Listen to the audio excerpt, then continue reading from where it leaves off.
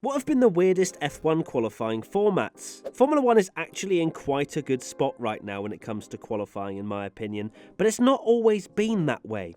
F1 has had some interesting ones, to say the least.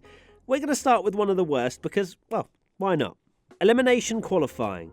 It lasted for just 2 races at the start of the 2016 season and saw an elimination aspect added to the normal 3-part qualifying. Every 90 seconds the slowest driver would be out.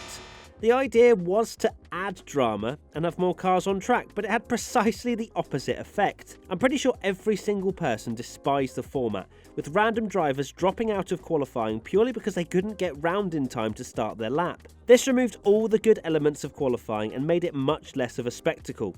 Worst of all, teams told the FIA it would mean fewer cars on track, and they ignored them. Then when it was abundantly clear it was terrible in Melbourne, they ignored the advice and had us all sit through it again in Bahrain. Thankfully, enough was enough and F1 reverted to the old system. But 2 races of elimination qualifying was 2 races more than anyone should ever be forced to sit through. Aggregate Qualifying. Another spectacularly bad idea came in 2005 when drivers' grid positions were decided by the result of 2 single-lap qualifying runs added together. The first laps were run on Saturday on low fuel, the second lap on Sunday morning on race fuel. The problem is that no one watched the Sunday morning runs, and because they weren't as important anymore, no one watched the Saturday runs either. Thankfully, this one only lasted 6 races into the season before they reverted to the old 1-lap system. The only reason this was better than elimination qualifying was because there was at least some interesting guesswork going on, with teams having to judge the drivers' fuel loads on the Sunday morning runs. Other than that, terrible. I don't have a name for this qualifying. F1's longest running format lasted for a massive 46 seasons. There were some changes in that time, such as when there was an extra pre-qualifying session to whittle down the field before the main session. But it was largely the same, 2 sessions, one on the Friday and one on the Saturday, low fuel, sticky tyres, fastest driver on pole. It sounds great, and it could be exciting, but as F1 became more and more prominent on television, it became clear that it didn't really work that brilliantly. And if Friday was dry and Saturday was wet, then, well, Saturday's session was completely useless, as drivers just wouldn't bother going out.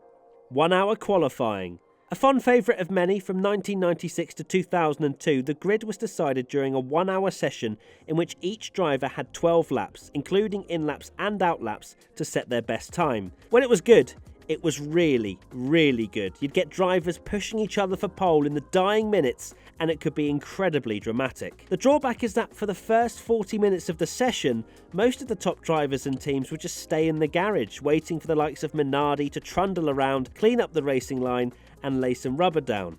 Occasionally, the top teams would get caught out if there were some drops of rain, though, and would get a properly jumbled up order, which is always a good thing. Hold up, stop the video. Yep, that subscribe button still isn't pressed yet, is it? Well, we're around a month to go now till the Formula 1 season starts, and you do not want to miss our content coming up. Trust me.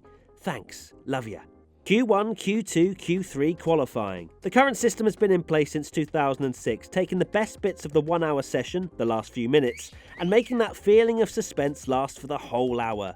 Like other formats, it's had few slight tweaks over the years. There was the weird Q3 fuel burn phase in 2006 and 2007, and the race fuel qualifying until 2010. The lengths of each part have also changed slightly, but largely the knockout system has been a consistent and solid way of settling the grid, with hardly any drawbacks. That is apart from one thing: mixed up grids. These days we hardly ever see a midfielder snatching an unlikely pole because of a well-timed rainstorm, unless you literally have an ice rink around Turkey, or front runners missing out because their first flying lap wasn't up to scratch.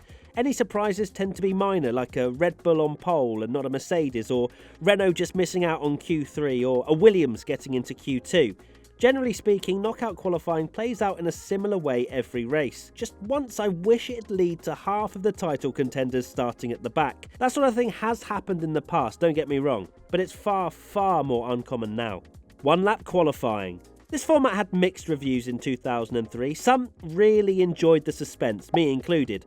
Others thought the system was flawed, such as the fact there was a completely separate session to determine when drivers would go out for qualifying. Let's focus in on the positives though, because I actually really enjoyed the suspense of it all. Firstly, you get to see every driver's lap from start to finish. These days the focus is often on the front runners, and with so much going on it's difficult to know where to look.